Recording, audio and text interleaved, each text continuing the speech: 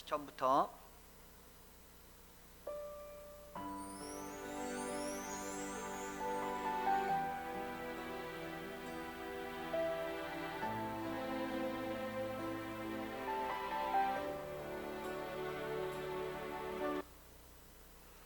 신앙 고백 드리겠습니다.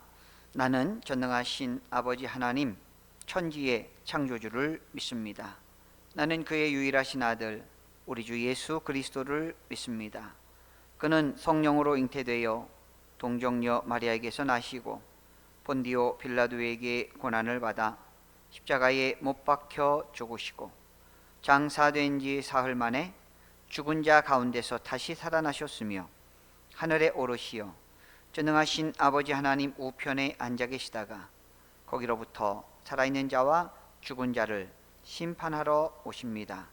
나는 성령을 믿으며 거룩한 공교회와 성도의 교제와 죄를 용서받는 것과 몸의 부활과 영생을 믿습니다. 아멘. 찬송가 407장으로 하나님께 찬양 드리겠습니다.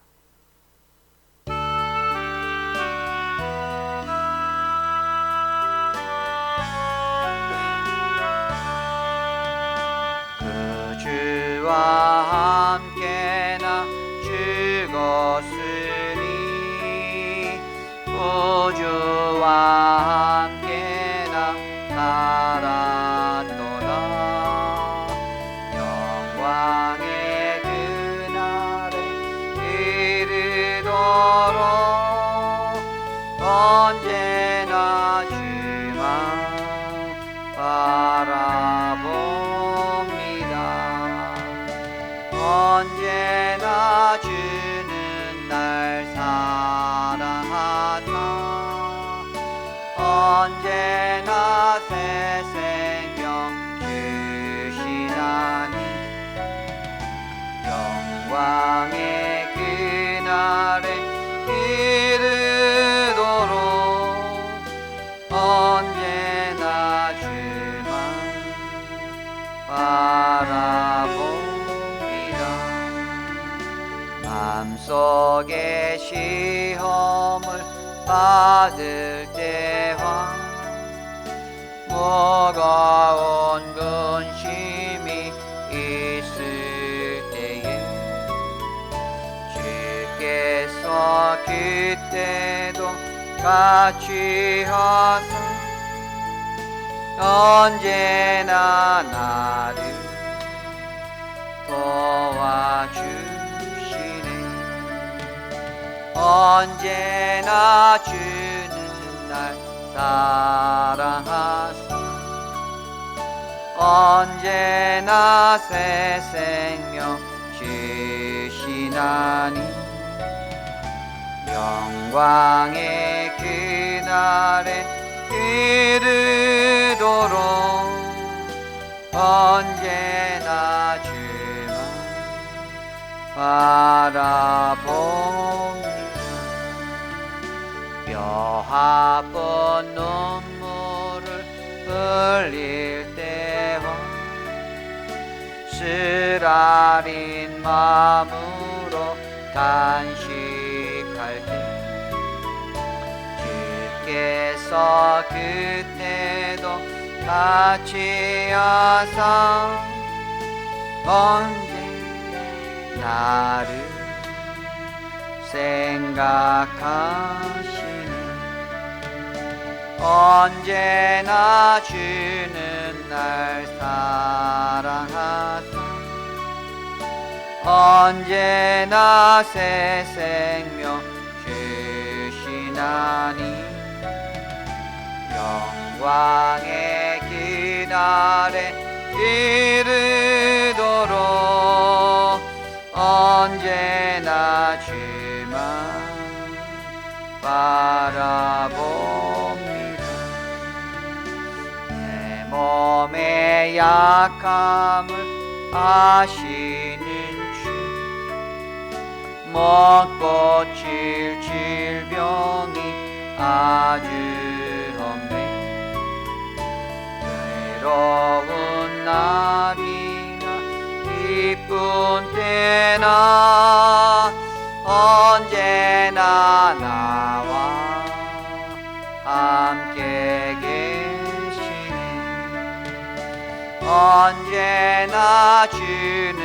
날 사랑하사 언제나 새 생명 주시나니 영광의 그날에 이르도록 언제나 주만 바라봅니다.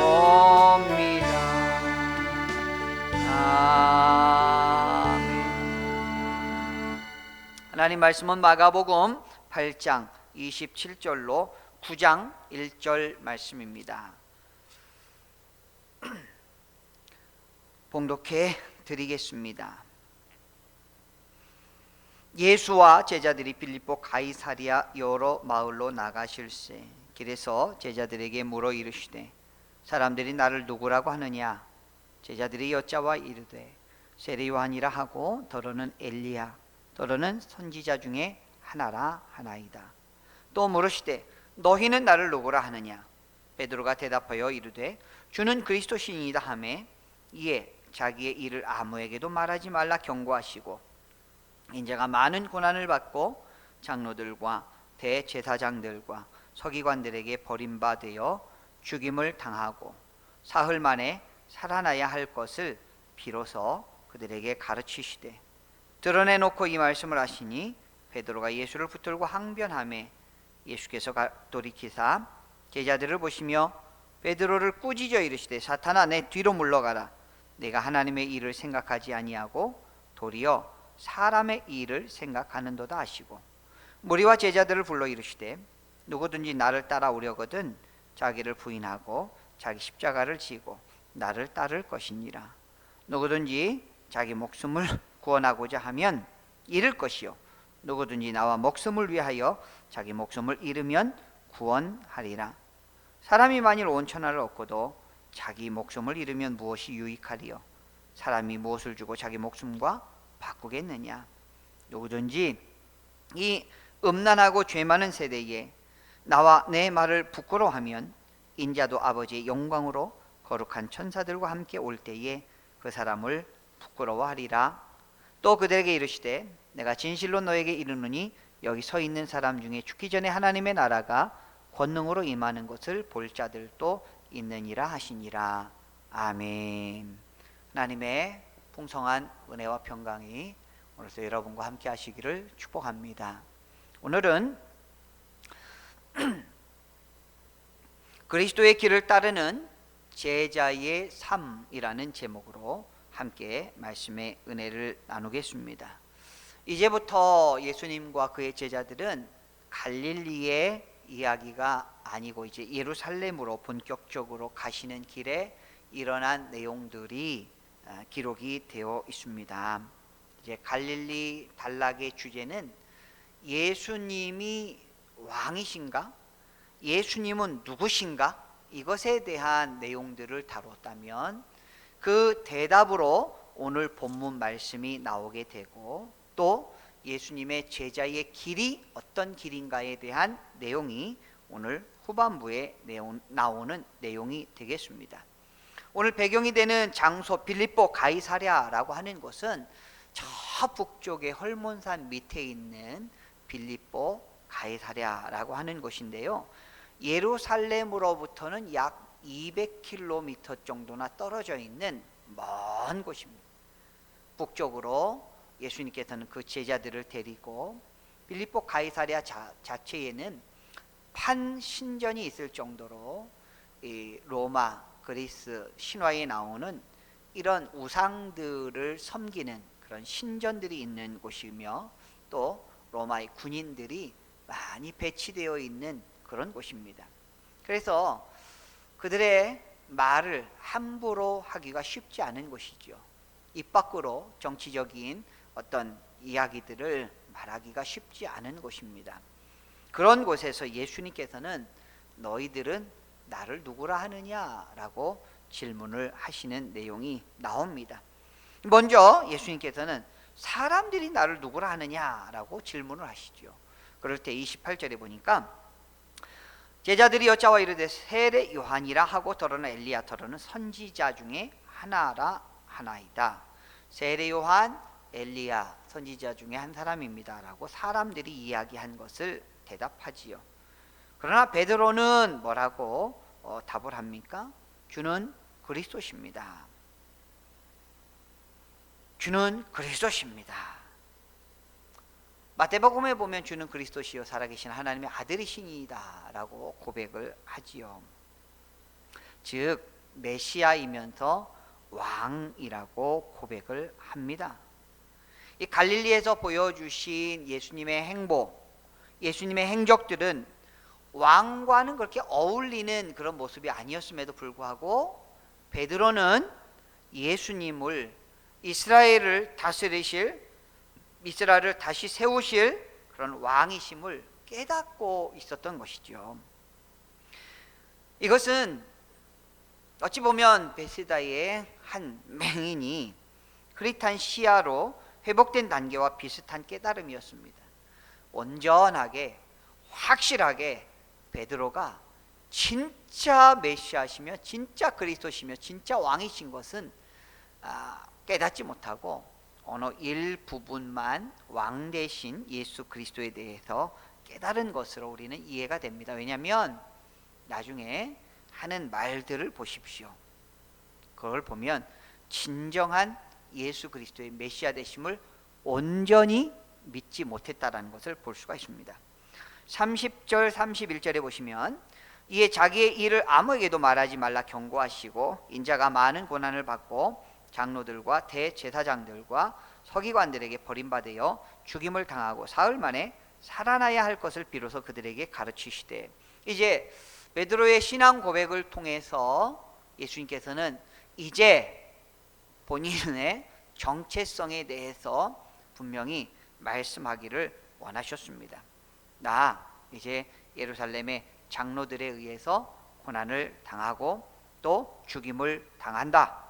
그러지만 나는 사흘 만에 살아나야 할 것이다. 이 절망적인 이야기는 아니거든요, 사실은. 그럼에도 불구하고 베드로가 예수님을 꾸짖습니다. 여기 꾸짖다라는 표현이 에피티마오라고 해서 책망하다 이런 표현입니다. 베드로가 예수님을 책망합니다. 어떻게 그런 말씀을 하십니까? 사실은 이 절망적인 말씀은 아니었거든요. 그런데 예수님께서 또 에피티마오로 해서 베드로를 꾸짖게 됩니다.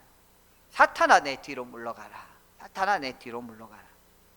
방금 전에 예수님을 그리스도로 고백했던 제자에게 하신 말씀이라고 생각하기 어려울 정도로 이렇게 베드로를 꾸짖으십니다.